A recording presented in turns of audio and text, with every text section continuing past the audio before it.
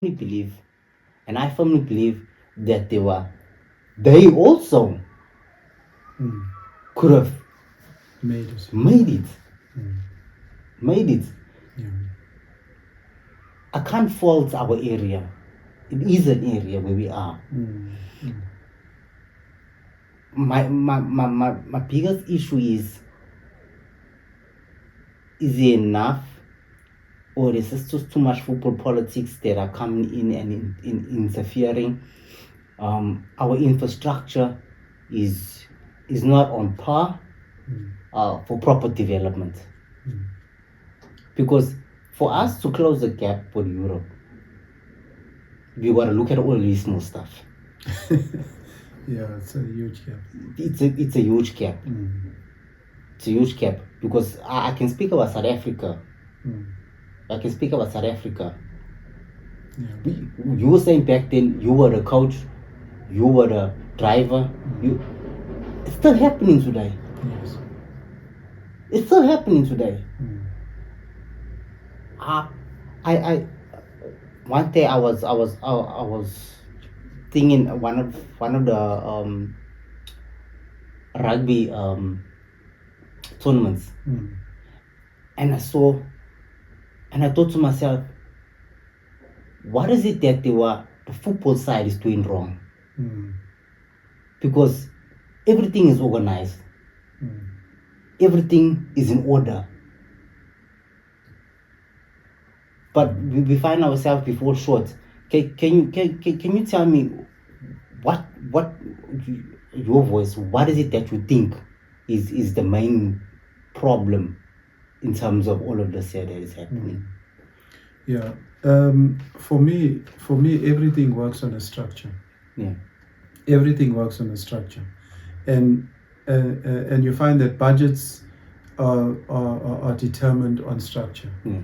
And for me, if you do not have proper finances or monies that can be allocated and used effectively, what happens is that for me, you have meetings where there's IDPs. You know that municipality has, where they're looking at development plans and that you know in terms of infrastructure and that. But for example, you're still having a shortage. You see, sport in general. I don't think us as a nation have actually realized the impact of sport, whether it be in our area, whether it be in our province, whether it be in our country, whether it be on the continent or whether it be globally. I don't think we've actually realized that amount of impact. If you would realize that amount of impact, you would then invest in it. Yes. You see, what it's about money, and it's about money being spent on a proper structure. Yeah. What happens is that, for example, if you're going to compare the UK and you're going to compare America to Africa, Africa has got its challenges. Yes.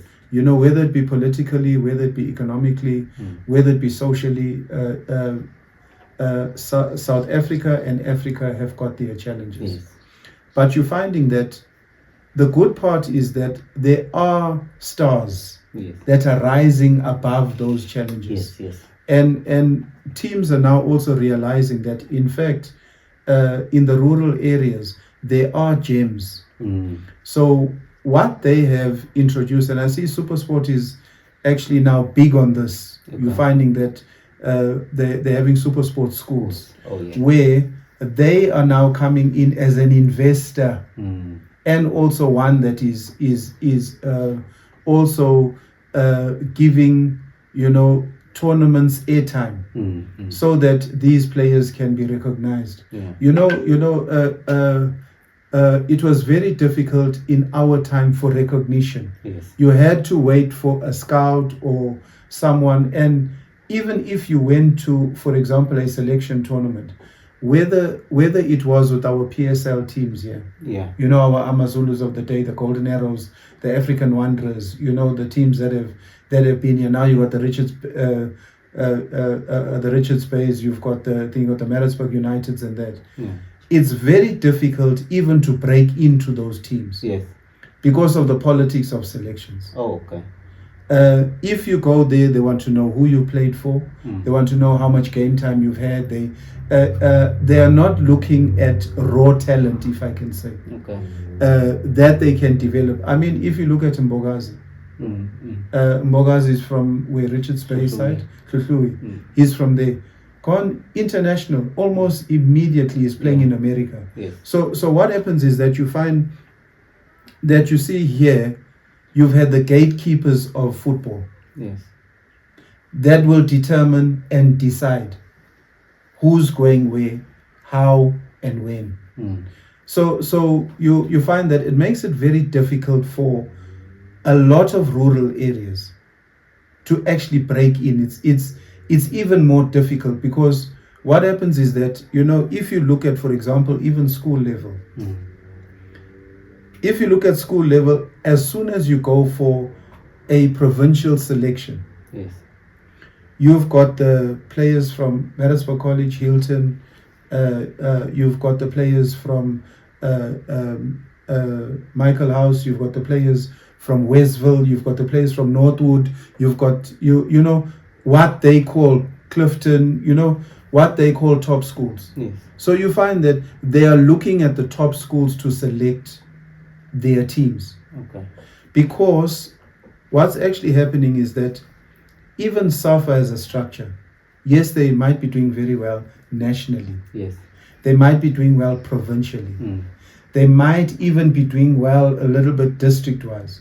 But when it comes to the rural areas Yes. and the rural structures, yeah, you see, because it needs funds, mm. it needs money. It needs money to be invested yes, into those areas. yeah, You know, just a simple thing like this.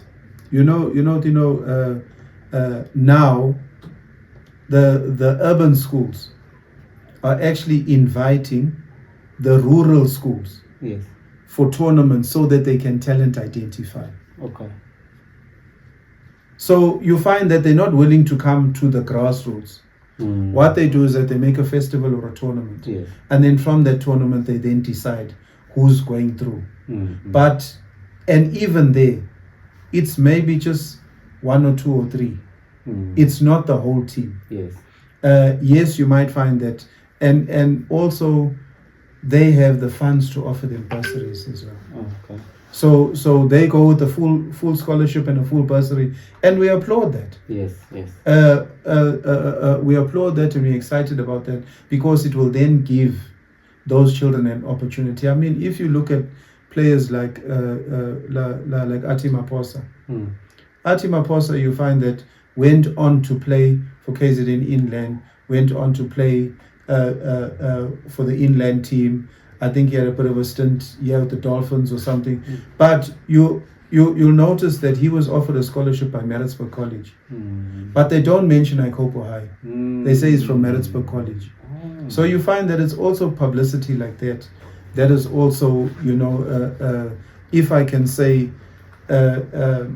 doesn't recognize the work that was put in yes, by the schools which we see as rural, yes, by the areas which we see as rural. So, in fact, you find that what I'm saying is that the school structures should come back. And when I say come back, I'm talking about effectively come back. yes, I'm not talking about running a tournament here and there, and then you find just because we need to select a team, whoever there is running, Yeah. right, okay, they're going athletics-wise, soccer-wise, netball-wise, and that.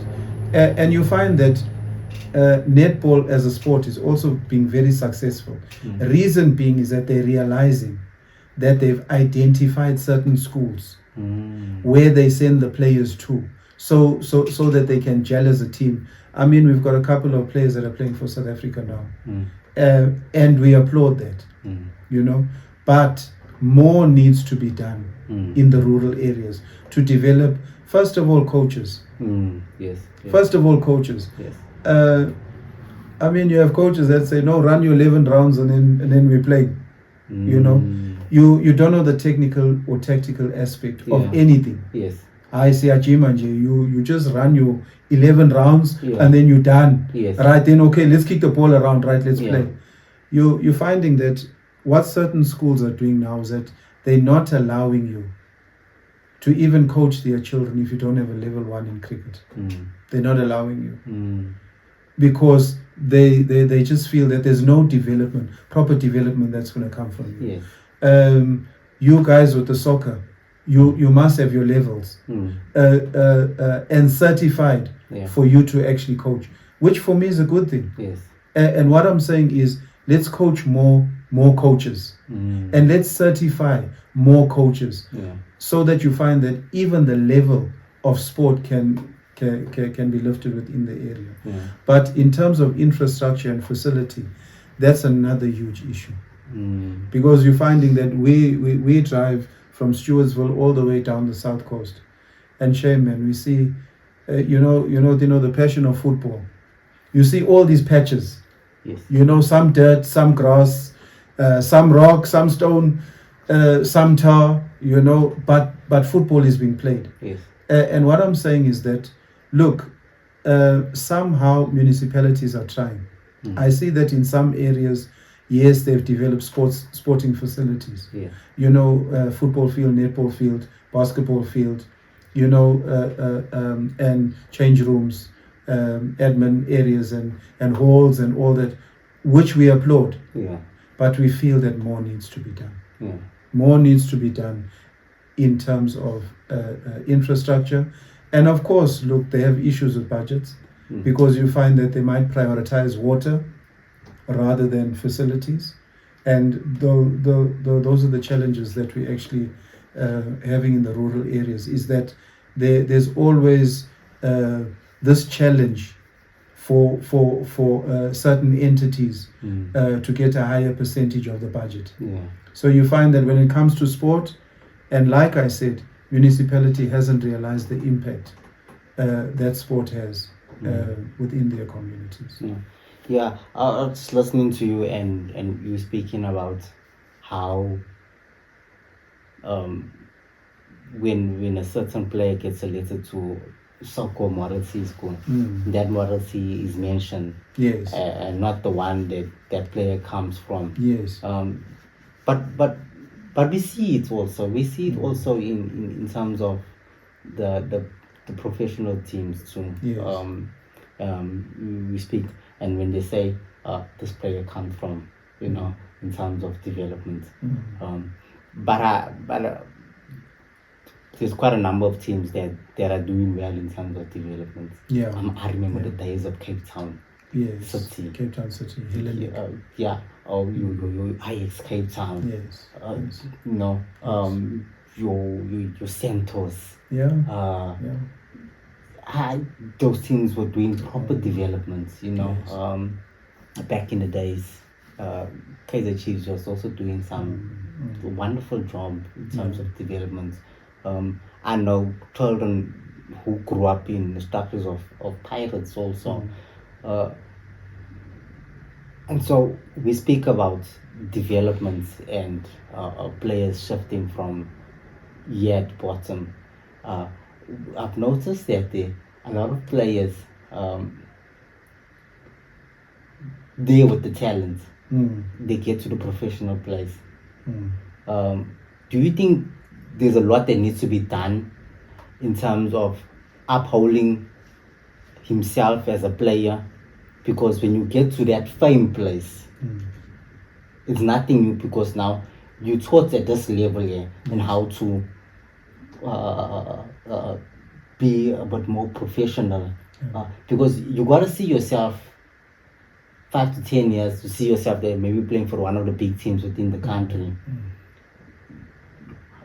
As you're saying that coaches need to be coached, because everybody wants to be a coach, but they don't have the proper fundamentals to be a coach, or proper papers, or proper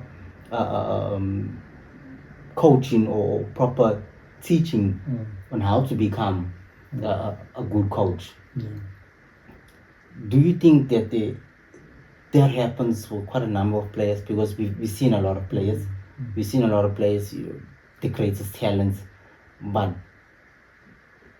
they're failing in teams. They're failing in teams. Then this is another question that I want to find out.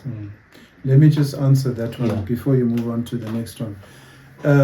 You find that you see, and I think a lot of teams are now realizing that it's not just a player's talent, Yeah. but it's the if I can say, it's developing the player holistically, Okay. emotionally.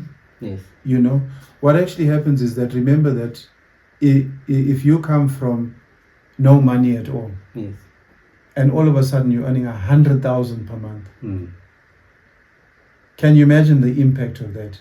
Where everything that you dreamed of, and then you don't realize that you've actually got this responsibility of, first of all, being responsible for your well-being, yourself, responsible for you, then of course other people, your team, and your family dynamic as well. So for me, what I would say is that teams are actually doing very well now, especially professionally, Yes. with that, Yes. because you find they've got the counselors, they've got the mentors, they've got psychologists, you know, they've got occupational therapists, they've got so you're finding that they somehow looking at developing mental capacity for you to participate at that level. You know, for example, you lose 5-0 today, and then four days after that you want to play another game. You know, if it was the normal way, you'd be devastated for that whole week. But you're finding that because of the structures that are now in place, I would say that also even financial management, because you find that is also an issue when it comes to players. I can't manage 100,000 because I've never experienced 100,000. So when it comes into my account, I must be able to manage it. To say that, in fact, teams have even organized financial advisors now that would sit with you and then discuss your finances, and also the lifespan of your if I can say, of your playing career, and how that would be managed. I noticed that in the beginning, rugby used to do that very well. You know, because of investments and and I see now with soccer starting to actually come to the fore now. You know, with that as well. So professionally, I would say that, look, they are managing it, and managing it well. Because you'll notice that even when you fly with these guys on the aeroplanes and all that, there's no overly noise or anything like that. You can see the discipline within the team and the way they carry themselves. The way they all dressed a certain way, the way they, that has really improved. Whereas before, you'd get a player that would be partying the night before and then have to play the following day. I think that now has actually been minimized. I would say it's really been minimized, and you find that, I mean, even diets, what you're eating, your training plan, all that, you're finding that is actually bringing a lot of discipline to I think to these professional players. As in terms of a rural athlete or player going to an urban area, I think it's a huge adjustment. It's a huge adjustment. And the danger previously is that you could be swallowed. For example, you find, and I think a good part now, especially with the professional teams, a lot of their players stay within the campus. You see, so the team is able to better monitor, where they go, what they do, things like that. It's not to say you're in a jail or anything, or you are gated. Yeah. But it's just to say that we're all here and we live as a family.